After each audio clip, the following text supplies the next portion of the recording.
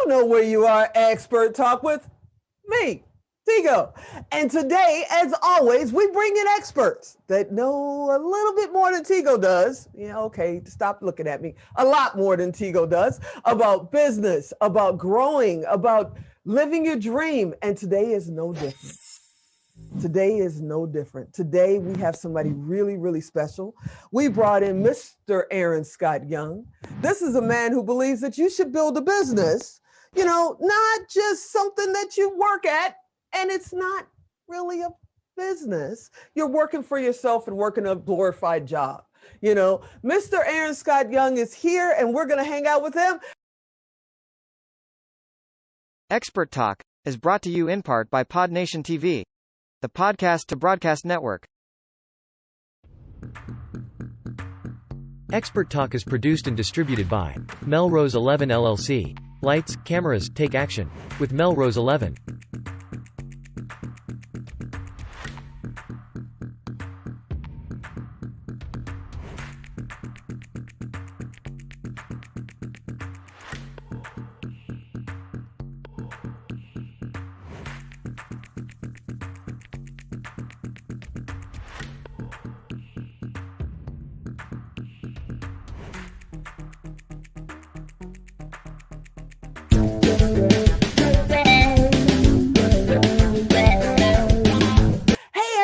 Happening. So good to be with you. It's a lot's happening, but right now the only thing that matters is this conversation. So it's so good to be with you. Thanks for inviting me on. Thanks for coming on, man. I know that, it was kind of a last minute thing and you said yes, and we totally appreciate that you would come out and hang out with us, because you're definitely a trailblazer we need to talk to. Okay, yeah, I'm here. I'm all yours, my friend, all yours. And thanks for asking me. And obviously, I must not be too busy if I can do things last minute. I love it. I love it. I love it. I love it. I have to tell you something funny before we get into this. My business partner, Ann, was recently at one of your events, and we're going to get into that. But she called me up and she said they're from Laughlin. Well, see, I'm in Nevada, and there's a town here called Laughlin. Laughlin, yeah, Laughlin. Right. So I thought you owned a casino or something. I didn't know what the heck you did. I'm just telling you. I didn't know it was Laughlin and Associates or Laughlin, A lot of people get confused. A lot of people do. So let's talk about this. You've been an entrepreneur for 30 plus years of your life. So basically you started when you were what, 2-3 years old? No, thank you very much for that. No, I was 19. I had 19 when I had my first business that had employees, and sold that business when I was about 22. So I started the second recycling business in Portland, Oregon. Portland's a very green city anyway. So when I was 19, I started this recycling business. I met a super cute girl, wanted to marry her, didn't think she'd want to be married to a garbage man. So I sold the recycling business, took the money in middle of 86, and started one of the very first cellular phone companies, meaning sellers of cellular phones in the Northwest. Built that up, closed part of it when the industry changed, sold the shop and all the equipment, which is still there, interestingly enough, all these years later. Wow. In 1992, 93, took my only job I've ever had, which was the vice president of sales. I was 29 years old. And I was vice president of a NASDAQ traded multinational, 350 offices around the world. They made me their VP of sales, which at the time I thought seemed logical, but now I look back and think, what the heck were they thinking? That's insane. I would never put a 29-year-old in charge of my sales for a NASDAQ company. Well, you had to be a really creative, talented guy at 29 years old. Well, we did manage to almost quadruple sales for the 3.5 years I stayed there. And then you were the right pick. Yeah, and I made enough money in the stock that when I left there in 96, I started to buy companies and sell companies, and then learned more about taking things I'd learned from my little adventures and applying them. And a really smart guy that I met he's very successful in another business now, but he was a nuclear fuel engineer, and he with a doctorate in nuclear fuel creation, and he worked for NASA. And he said to me one time, we were having a funny talk about lots of stuff. And he said, SAR. And I said, what does that mean? He said, SRA. And I said, what is that? And he said, same rules apply. The same rules that apply in parenting, apply in entrepreneurship, apply in your spirituality and your healthcare. Wow. Whatever works, you're going to see that repeated over and over again. And okay, so I got to stop you for a second. Yeah, go ahead. Because that's really important. And I know there's a lot of people out there. I'm asking the man, come on, give me a second. I know you're going, wait a minute, what? So I got to ask you, because there are people that have not started their entrepreneurship journey. They have not stepped out there, or maybe they have because we're kind of coming through COVID. I'm not going to say it's over. I don't believe it, but we're coming through it and learning how to adjust with it. Like kind of bad, winter storm in Chicago. We just figure out how to get through it. But they started something maybe while they were off, while the businesses were shut down, and now they're going back to work. And the reason why they're not sticking with it or they're not taking that journey is because they don't believe the same rules apply. They don't believe that these things connect. So can you just kind of expound on that? How does being an entrepreneur, being in business, also apply in their regular life? Well, I don't know if the answer that's coming to my mind is really the specific kind of answer you're looking for, but I do want to say this. Many people that start a business and they start to grow it and they start to hire people, they get this belief that the employees are going to steal their secret sauce. Mm-hmm. And they get real fearful of that. And I tell them all the time, as a matter of fact, I talked to your partner, Ann, about this. I said, look at the people that come to work for you who are better at you at sales, or better than you at marketing, or better at you at IT, or better at you at something. That's why you hired them, because they're better than you, right? In that way. The very fact that they came to work for you is enough reason to not fear they're going to steal from you. And now, put a pin in that. You said there are people during COVID who worked from home and found that they could do a side hustle because they had time, they had discretionary time. Yep. The reason people will give it up going back to work is out of fear. They're afraid to try to make the payroll every month. They're afraid to know how to do the marketing. They're afraid when they've got a security blanket or a lifeline like a salary, then they take a risk on doing some side deals. Okay, Aaron, I've got to ask you, because you were just talking about people they need a W-2. They're afraid. We talk about false evidence appearing real all the time here, and y'all know I do. Don't even sit there and say I don't. I do. We talk about that all the time. And let's talk about, what does that mean? Where is the security blanket when you step out there on your own? How do you do that safely? Well, safely, okay, there's three keys to becoming successful in business that I've discovered. One is you have to have a good idea. If your idea sucks, it doesn't matter how much money you have, doesn't matter. If your idea is stupid, it's not going to work. Okay. This, man. and so I see things all the time where people are very dedicated to an idea that is a complete and utter fool's errand, but they're going to pursue it into poverty, and that's okay. They will learn their lesson and they'll come back smarter. So one is, you've got to have an idea that the market has an interest in what you're going to do, right? You've got to have that. Second thing is, you got to have enough money to survive so you don't have to be afraid. You've got to have time, runway, to get your plane up off the ground. So the second one is, you've got to have adequate funding. It doesn't have to even be a lot of money. It depends on your lifestyle, right? If you don't mind going small for a while to let all the revenue go to the baby, to the airplane, you will get it off the ground. And the point one on that one or 2.1 is don't eat all the money that you make either. You've got to keep some cash reserves, right? So you have money to adjust. So first one is, you've got to have an idea the market has an interest in. You've got to have adequate funding, and you need to have a plan. You need to have some awareness of how to operate a business, because as Michael Gerber said in the E-Myth many years ago, most people that start a business are great technicians. They know how to change oil in a car. They know how to write code. They know how to mow lawns. They know something, but they have no idea how to run a business, which is different than the product or service delivery to the customer. That there's a difference, and most people don't understand that.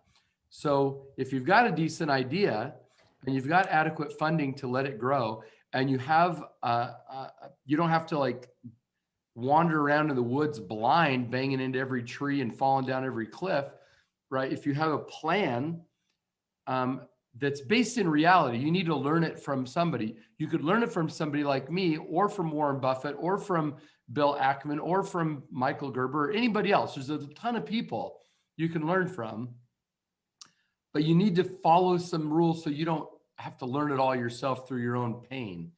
You know, if you do those things, you can be less afraid, but there is no doubt being entrepreneurial is not for the vast majority of people, and it is not for the faint of heart. No matter how much they want it or think it's right, it's a constant risk. You're forever at risk. Yeah. And even when you think you've made it, you know, we went through the market crash 08, 09, right? Well, it didn't catch up to my company till 2010. And it was like somebody turned off the spigot and millions of dollars disappeared out of cash flow. Millions of dollars. Just like, what happened? Wow. Well, we work with small businesses. They all went out of business, which meant we had no cash flow. So we looked at all of our team and we said, so we were doing great. My partner and I, we were kicking butt. We were living in beautiful homes. I'd built a great big custom home. Just, I mean, deluxe, like I never even could have imagined growing up. And he lived in a beautiful home also in up on a golf course. Anyway, long story short is the market crash happened. We looked at our staff. We knew how long it had taken us to build this great team. We knew from other bubbles, this bubble would pass. This struggle would pass. So what did we do? We opted to take a 75% pay cut because we are far and away the most highly paid people in the company. Right. And we both short sold our homes, moved into rentals, but we never fired any employees. Wow. So part of being a good entrepreneur is being a steward of the business.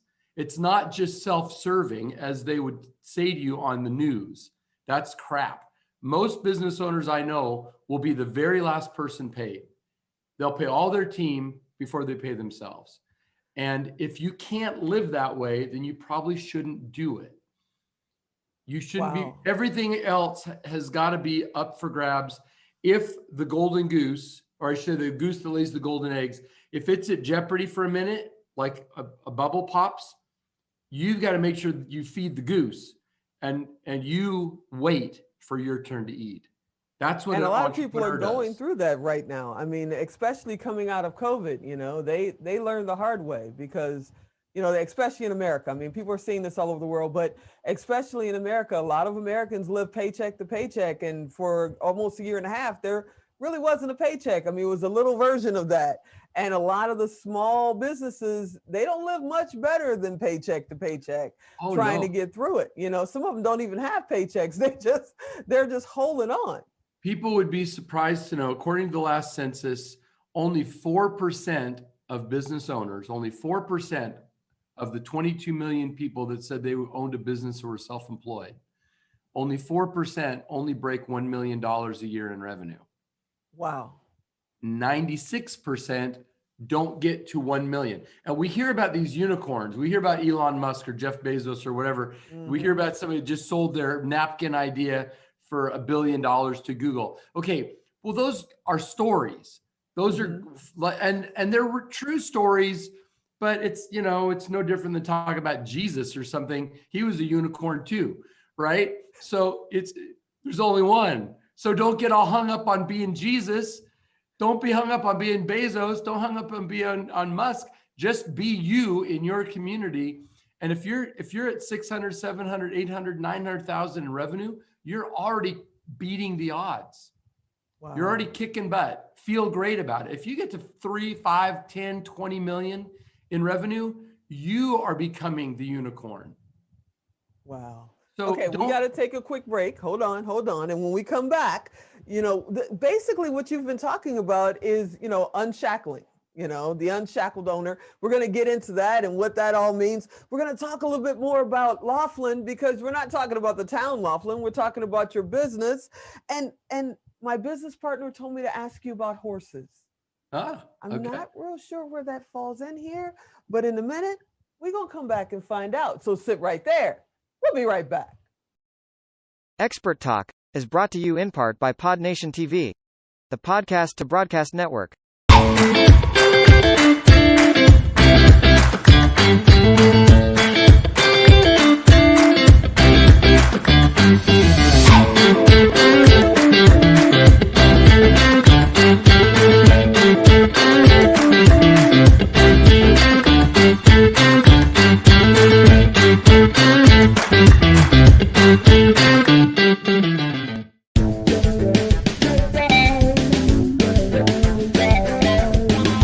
Okay, Aaron, we were sitting here, we were talking about the journey of an entrepreneur, and I got to agree with you, brother. It's not for everybody. I get up 2 out of 3 of the days going, what the heck am I doing? And why am I not Miss Goss in cubicle 4 sometimes? I got to tell you, but you have, I don't want to call it a principle, but Unshackled Owner. What does that mean to you? Being an unshackled owner means the business is working harder for you than you're working for the business. Now let me tell you, when you start, you have to be all in, right? When you start, this 4-hour work week thing is a nice title for a book. But when you first I gotta laugh at that one. you gotta go, you gotta work.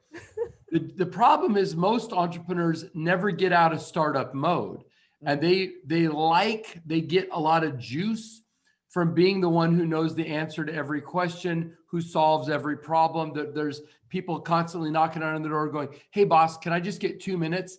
And then they know how to coach that person and they like it. That's their juice. Well, I don't like it. I like a business to get operating where it does not require me other than from a chairman of the board level. So what happened was, for years, I would get called into companies, many companies you're familiar with. And I'm not going to say, but I'll just promise you that some of these are companies that you use to find out what are all these illnesses that you have, and then that you're convinced you're going to die. The one that most kids grow up, they log into at school, the largest internet delivery via the internet of educational content, that company. One that makes, I just tell you, they had 3 vice presidents: eyes, lips, and face. So you can guess what companies these are, but these are big companies. And I would charge $25,000 a day plus expenses to go sit with them. And I always thought it was a huge waste of both of our time. Wow. Because we couldn't do enough. So I thought, well, what is it that these people really are all struggling with? And what is it that I'm doing that's made it possible for me to hang out doing what I want to do and not showing up in an office? And I boiled it down into 7 principles. And I offered a class called the Unshackled Owner 4 years ago.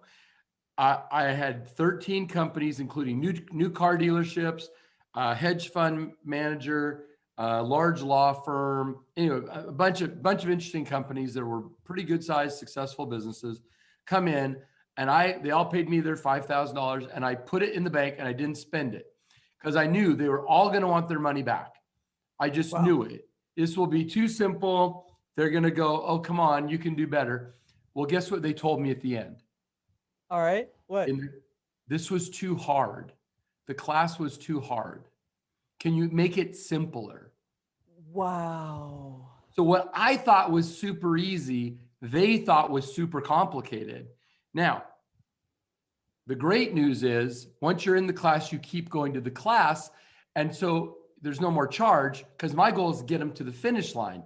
So now I've helped these guys grow more locations, more money under management, more apartment complexes purchased, more, whatever, fill in the blank, whatever it is. And it's very exciting for me to know that my little contribution to the world can be teach people how they can be successful and to scale. Because my ultimate goal at the 57 years old is I want to keep more companies in business for more years, making more money. And if I do that, that means they will hire more people, pay for health insurance, invest in, give money to charities, sponsor the Little League team. So I don't ever need to be involved with any of that if I can just help the owner do better. And that's what I'm doing now in my life.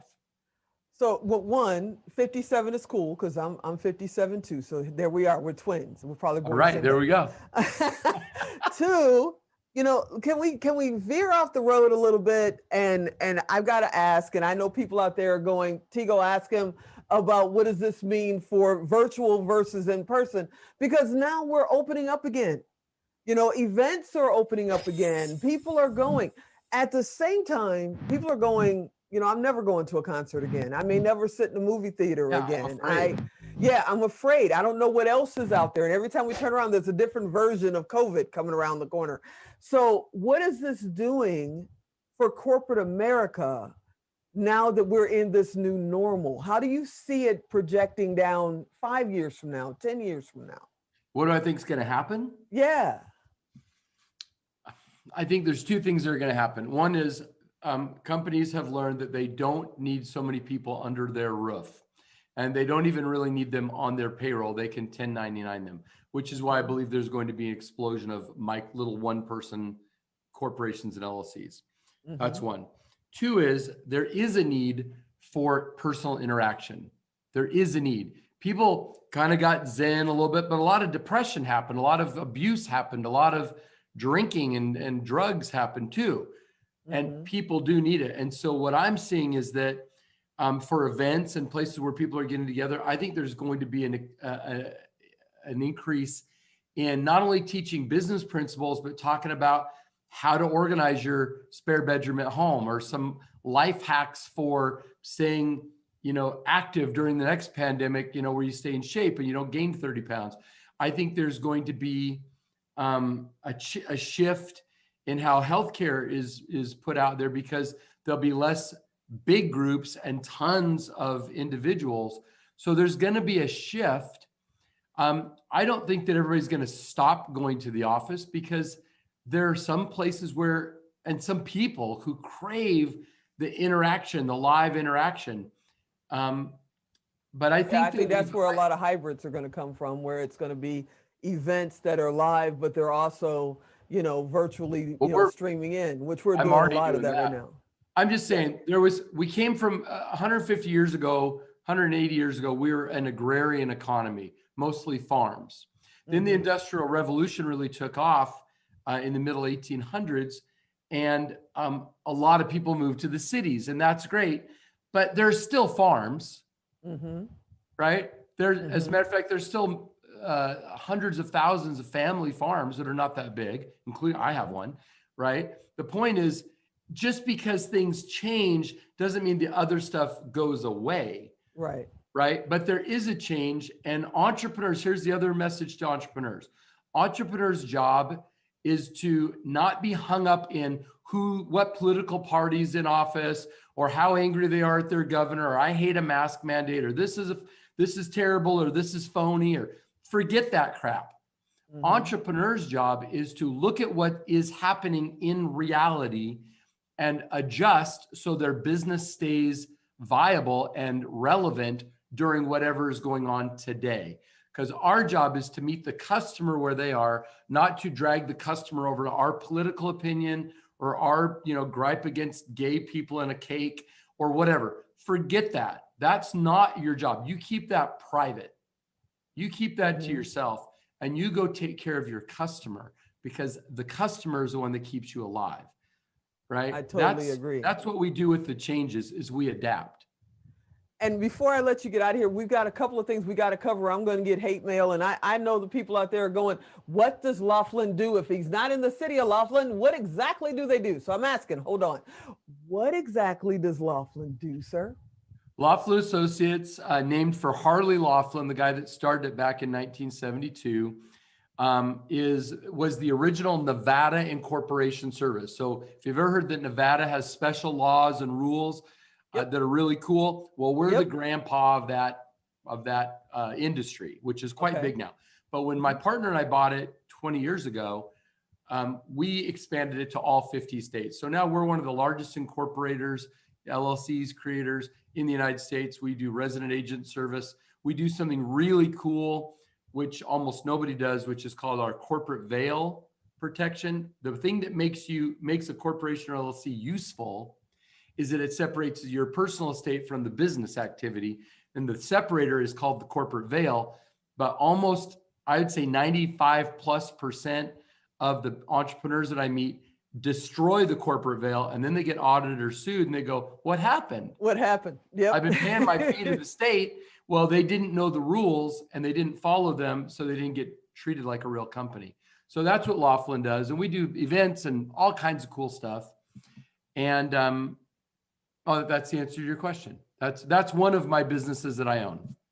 You know, and I'm going to take a second and talk to you guys, because if you're sitting there, I know I have friends, I have family. The minute you say LLC, C Corp, S Corp, glaze over the eyeballs, you're not paying attention, you go, come back and talk to me. If you're starting a business, if you're in a business, this young man may not tell you, but Tigo going to always keep it real. If you're doing it as a sole proprietor or a partner, you're crazy. You need to talk to this man and protect your assets. That's what it's all about. I want to ask you, you know, what we call it RFC. What's your right fit client? Who's that perfect client for you? Who are you looking for? So even though we definitely work with people who are just getting started, and we get thousands of those clients, right? If I was going to buy a mailing list, or if I was going to reach out for a Laughlin client, not an Unshackled Owner client, but a Laughlin client, I would be looking for somebody who's beyond survival. You know, they're not hanging on by their fingernails. So they're 3 years in business. Maybe they've got 1 or 2 employees. They have fairly predictable revenues, because those are the people that now understand they have something to lose. When even though you need us at the beginning, because you forget about the painting that your grandma gave you and the coin collection that you put together since you were a kid, and all that stuff that could all be taken away in a lawsuit. You don't think about that when you're just getting started and you don't have any revenue. You don't realize that it's all there to be taken away if you do it wrong, but people aren't thinking that yet. So I like people that are kind of already kind of chipping along. They've got fairly predictable revenues. They don't have to be big, just they're not afraid anymore. And they see that they're going to survive this thing. That's a perfect fit for us. And they've made it a little bit down the road. They're not And just finding their way through the darkness right now. Right. And if you talk to Ann, you'll know that the people that she met when I met her at the event, most of them are pretty darn successful. We have a lot of very successful customers, and we help them, what we say, start, grow, profit, and protect. That's what we do. Start, grow, profit, protect. So you've been in business for, you've been an entrepreneur for over 30 years. We talked about that at the top of the show. You've been in business as a speaker, as a consultant, as a trainer. You know this game called business. What made you choose Laughlin, you and your partner, to buy? I mean, it's a business that was already in existence. You could have went anywhere. What made you choose this? We already had 5 other companies that were competing with Laughlin when Mr. Laughlin died. So their estate lawyer called us and said, are you interested in buying Laughlin? And we spent about 9 months of due diligence, and then we bought it. And then we either sold or kept separate or collapsed into Laughlin, the other companies. And the main reason I was buying Laughlin was because it was 29 years old at the time. And it had a good database. I had intended to fire all 80 employees and use my existing teams, but leverage the name and the longevity. Then I found that there were a whole bunch of good people, and we did let about 30 of the 80 go, and then we just cranked it up from there. It's a really good company with a really terrific team. Our average tenure now is 14 years at Laughlin. Our clients stay with us forever. I have clients that go clear back to the late 70s that are still alive and kicking and doing stuff. That's amazing. And it's been a great ride. And now we're taking it public. And so, oh, wow. Yeah, we're at the very end of that road. We should be publicly traded sometime by the end of the summer. I need to write that down and buy me a couple of shares. Okay. So you've mentioned event a couple of times. My business partner, Ann, recently was at one of your events. I don't know if you have to be a member of your organization. How do your events work? Is there anything coming up that, that the people that are watching should know about? They could, if they want to go. So the event is called the Magnify Your Wealth Summit, Magnify Your Wealth Summit. And it's for everybody, but especially for people that are, if they want to just learn, it's great. Here's the good thing. If you learn the right way to do it at the beginning of the journey, you'll make a lot less mistakes. You'll get to your goal faster and you'll have more money. But anyway, whatever, they can check it out for themselves. Just go to magnifyyourwealth.com. There's a video, and the next event is in October. I don't remember the dates, middle of October in San Diego. Ann was in Denver, but this one's in San Diego. Magnifyyourwealth.com. Yeah, magnifyyourwealth.com. And before I let you get out of here, I've got to ask, I know you're a speaker, a trainer, a coach. We talked about that. Is this still something, if somebody wanted to reach out to you and have you come and speak at their group, are you still doing that? Is that still an opportunity? Absolutely. Absolutely. Okay. So there may be a few caveats in there, but I still do a lot of speaking. Even during COVID, I still did a lot of speaking. I speak all over the world. I've spoken on 5 continents. I mean, yeah, absolutely. I still give talks. Remember, I don't go to the office. Laughlin, I've only been there one time in 4 years. Wow. And that was to tell the team that we were going public before we made an announcement. I mean, that was the first time I've been there in 4 years. When I bought it, I was there 5 days a week, and I'd fly back up home to my family and I'd go back and be there all week. But when you learn those principles that I teach in Unshackled Owner, you realize that if you give it all for a couple of years, you'll begin to extricate yourself, and you own the company doesn't own you. And you never did ask about horses. No, that was great to say that. We got to ask about horses because I got to be able to look Ann in her eyes. But before I do that, how do they find you if they want to hire you or have you come into their event as their keynote? How do they find you? Go to AaronscottYoung.com, or you can write to Kelly, Kelly, my assistant, Kelly at AaronscottYoung.com. That's my speaker page. That's also how you can learn about Unshackled Owner. That's separate from the companies we own. That's just my speaker page. Directly to you. So if we want to get in touch with Aaron, you go to AaronscottYoung.com. I'm not telling Kelly's email address again. Y'all gonna have to rewind to see it because she's not sending me hate mail because she got all this junk mail. And you guys know, don't send this man, Shackley invitations and all that kind of stuff. He's a serious dude. Don't have him call Tigo saying what happened. Y'all, if you're serious, contact him. If you're not, come back and watch another show. Okay, so I gotta ask you, because Ann will hurt me if I don't get this in here. She said you mentioned at the event or at one of the meetings that you have horses, and she loves horses. So before we let you out of the hot seat, can you tell me about your horses? So I've along with my second son, who manages the whole thing. He's the foreman of the ranch, and we have a small breeding program of Tennessee walking horses and something that another breed that's a heritage breed we're really doubling down on. Matter of fact, I own about 1% of all the animals that are registered right now, which is a lot. That's a big percentage in horse breed. Something called the McCurdy Plantation horse, which is an old-timey, smooth-gated, pull a wagon, pull a plow, and then take you to the dance in town, nice and smooth where you don't bump along. They're fabulous animals. As a matter of fact, we were breeding mares this morning before I put on different clothes to come see you. And so we have the horse farm, horse ranch, and then I have some other places I can go hang my hat as well that don't have all the livestock. But that's what I do. I love it. I've been involved with horses, and you can see there's a number of Western. Yeah, you got the thing going back there.